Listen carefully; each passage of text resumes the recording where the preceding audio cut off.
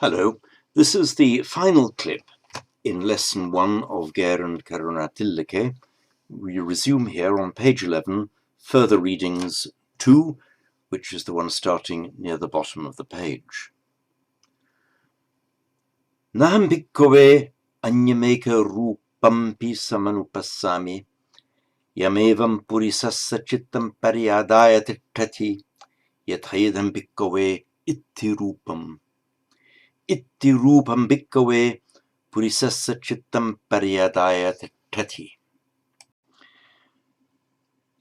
I do not, O monks, detect another single form, rupam, yamevam, which so obsesses paryadaya iṭṭhī, the purisassa chittam, the mind of a man, yathayedam bhikkhave ittī rupam, as this, O monks, the form of a woman.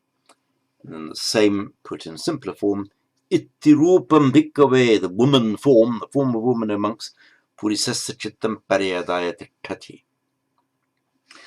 The word rupa, you probably all already know, it just means form. We have it in nama rupa, name and form, which is another way of saying mind and matter. And we have it, of course, in buddha rupa, the Buddha form, the Buddha statue. The verb paryadaya, compound doubled verb, paryadaya iṭṭhī, it can be translated here just as obsess, as a single verb in English. Paryadaya, meaning to overpowering and then obsessing. Let me explain it to you. Da, we know, give. Ada, this is one of the small group of verbs where the prefix a reverses the meaning. Gum, to go, agum, sorry, reverses the meaning, versus direction is the word. Gum, to go, agum, to come. Da, to give, ada, to take. So the verbal noun adana is taking, so an dinna, given, adinna, ungiven, adinna adana, so adinna adana is the taking of the not given. The prefix peri is cognate with the Greek peri, which means around, as in perimeter, periphery, the pericardium, the membrane around the heart. So paryadaya takes around, in other words, overpowers, surrounds. The final ya on the end, this ya is inserted for phonetic euphony here. So this paryadaya becomes paryadaya. Paryada. This ya on the end forms what we call the absolutive, as having done something. So having taken over, having surrounded. We'll come to that in detail in a later lesson. The verb then iṭṭhī, so having overcome, having taken over, having surrounded, stands. Iṭṭhī, Sanskrit root sta. There's a certain class of verbs which reduplicates part of the first syllable in the present conjugation. This has a slightly complex form of reduplication. The st reduplicates with a t.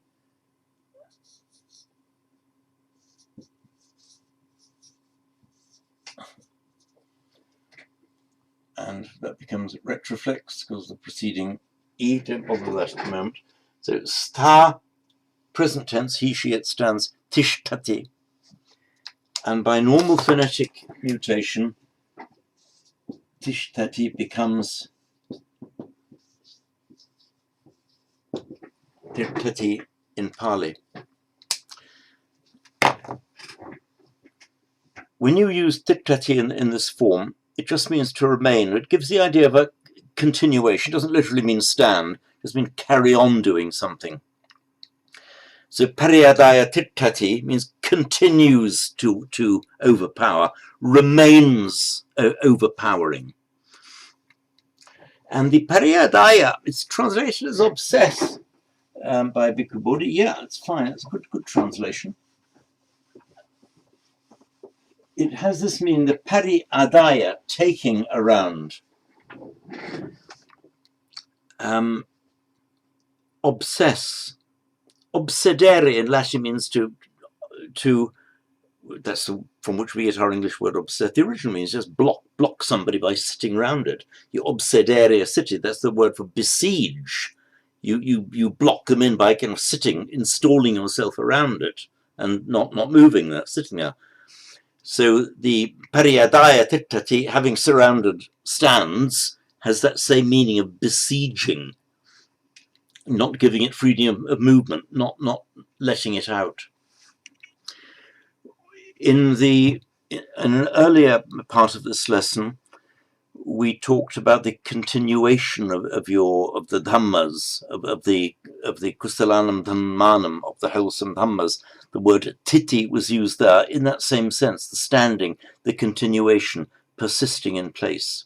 And that's more or less how it's used here. It continues to sit around, it continues to block. The verb itthī, a woman, in Sanskrit, stri, you would expect in Pali that it would be just T, the same number of syllables, that's what it would normally be, but it's highly likely that istri, in an earlier form of the language, from which Pali would have more directly derived, it's likely that it was a bisyllabic word, a two-syllable word, quite possibly istri, which is why in Pali the same word is itthī, meaning a woman. The form iṭṭhī is what's known as a tapurisa, or a determinative compound, a woman form, the form of a woman. So what rupam, form, what kind of form? Iṭṭhī. So the itthī determines what kind of form, a woman form. That's why it's called a determinative compound.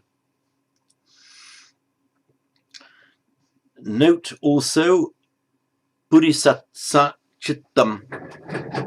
Purisa, Sanskrit purusha,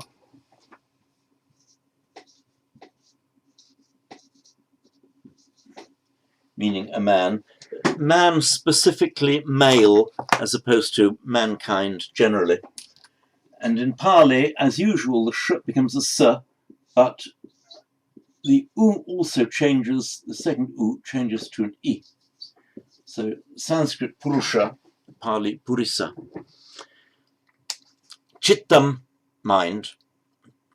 Purisassa, generative form of a man. Notice that the genitive comes before the noun that governs it here. Of a man, the mind. You could say chittam purisassa, but it's more common to say purisassa chittam. You find the same in Latin and Greek as well. It's just a preferred word order in Pali. Now, going over to the next page,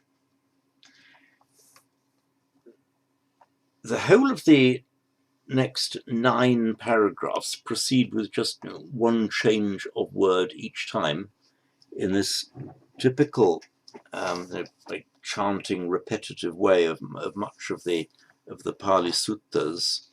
I think the authors of this textbook have chosen this passage to be able to give you the sense of achievement that from this point onwards, very quickly and easily, you will be able to say, hey, I have just read a whole page of Pali without too much difficulty, and it will be true. We proceed. Naham bhikkhave anyameka saddampi samanupassami yamevam purisassa chittam paryadaya tiṭṭhī yathayidam bhikkave ittī saddho bhikkave purisassa chittam paryadaya tiṭṭhī. Here, the same as before, but the different word is saddho. Sanskrit shabda, meaning a sound or a word.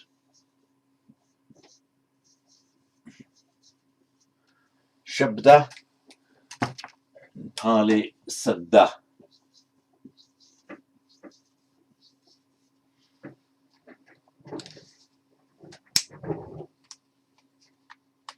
You will, some of you, I hope, it would be wonderful if all of you were wondering that this yam evam purisassa paryadaya tiṭṭhī, why is that yam not yo? Should it not be yo? Because saddam, as we see in the next sentence, because itthī saddho is a masculine noun, yo should therefore be masculine because which obsesses the mind of a man, it should be yo in the masculine. Exactly as we had, if you go back to further readings on the previous page, further readings 1, the very first line, anyameka dhammampi samanupassami yo evam saddhamassa sammusantradaya samvattati. Yo, because dhamma is a masculine noun, therefore yo is now the subject. It has the same gender as dhamma, but it's in the masculine because it's now the subject of its own verb, which conduces. The reason why yam, yo, what you thought we think should be yo, is yam, is explained in footnote 5. It's a slight variation from a literary standard. It would not be tolerated in Sanskrit, which would insist on having a yo here. With the more colloquial fluidity of Pali, you get a number of things that, from the strict Sanskrit grammar point of view, are wrong, but in Pali it's allowed. No doubt the Sanskrit purists of that day would be tutting if they saw a yam instead of a yo used here. So it's optional.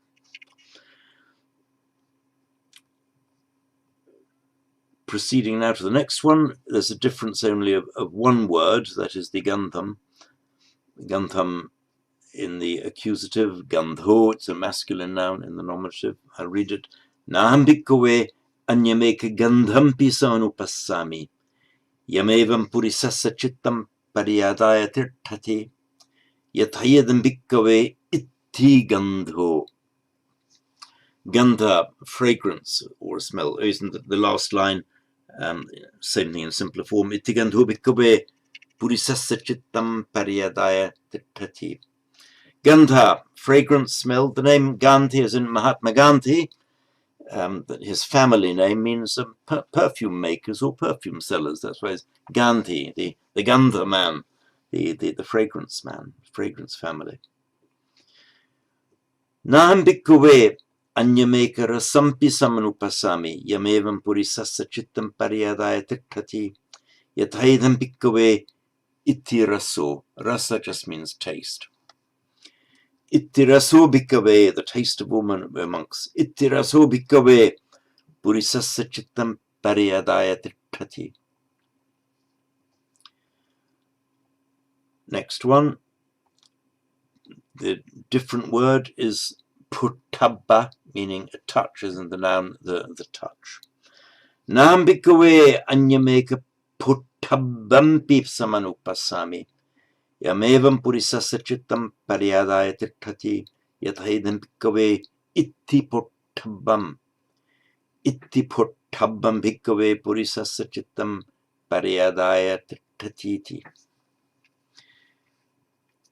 Puttabbam, the abbam ending, tavyam, is from it's the future passive participle form, meaning to be done. a bit like the ending able, doable, cookable, writable, but with more of it has to be done, should be done. In this particular word, it doesn't have a sense of must be, but just the ordinary noun, touchable, the sense of touch. One of these students asked me just a couple of days ago, before we went online with lesson 1, why am I concentrating so much on Sanskrit roots, since Sanskrit doesn't evolve, as he understood it, from Pali? That's right. So I mean, Pali didn't evolve from Sanskrit, which is correct. Both languages have their common origin in Vedic, and in the, more particularly in the oldest forms of Vedic, going back to between 2000 and 1500 BC. Sanskrit later became formally known as Sanskrit, much more closely preserved the forms of Vedic. It didn't have nearly the same degree of phonetic mutation that Pali has shown.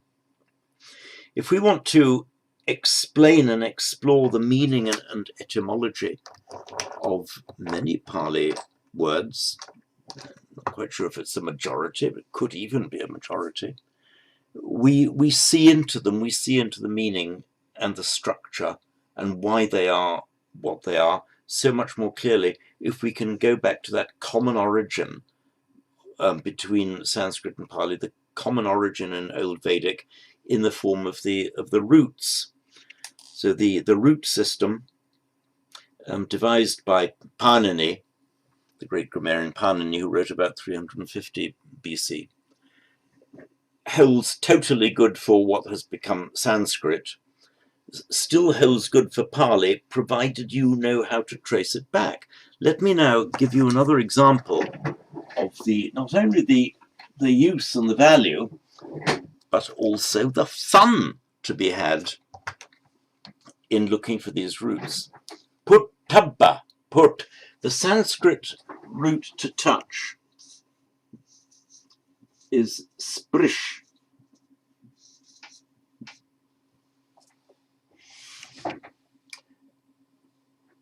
It's one of these verbs that inserts a nasal in the present conjugation.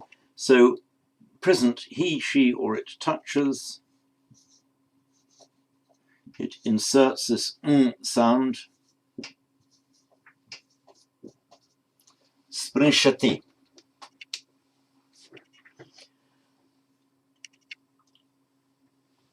The future passive participle, to be touched, or just a touch, is, sorry, wrong pen, sprashtavya. Yeah.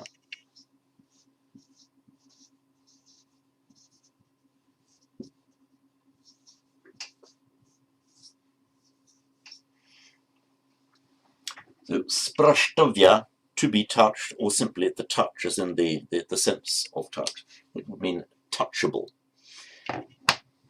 Now, the spra of Sanskrit, we would the s followed by a consonant, so that will just aspirate the consonant. That would become a p, as in skandha becomes kanta, and so on. The r drops out. Sprashtavya becomes softened to an o. The shta becomes, it just doubles the t, because that sibilant drops out, the sh drops out. It's compensated for by making it an aspirate. So purtabba, the avya becomes abba. So that is how the purtabba is actually from directly the same origin as the Sanskrit sprashtavya, by a standard process of phonetic variation, historical phonetic variation. If you stick with this, it'll come to be second nature, and your mind will just automatically make the adjustment. Now, what's fun about this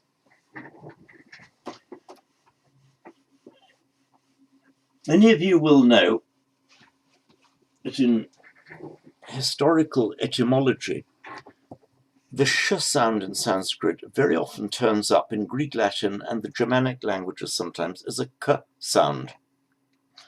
The simplest example, one I've often given, is the word for a horse. In Sanskrit, ashva,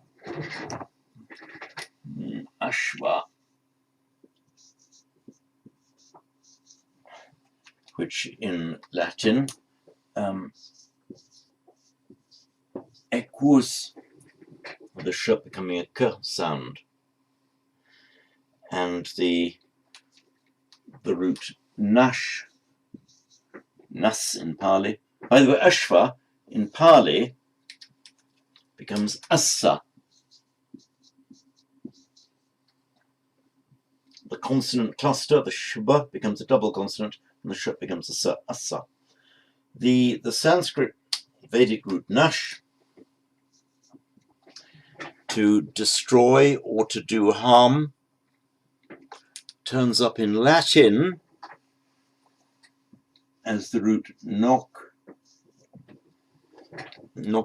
to harm. And we've now into English, innocent, you have not done harm. Innocuous, not causing harm. Noxious, causing harm, and possibly nasty as well. Sprishati, you see these old roots do turn up in such unexpected places. Sprishati, meaning to touch, also had the extended meaning of touching with a liquid, and therefore sprinkling. So our word sprinkle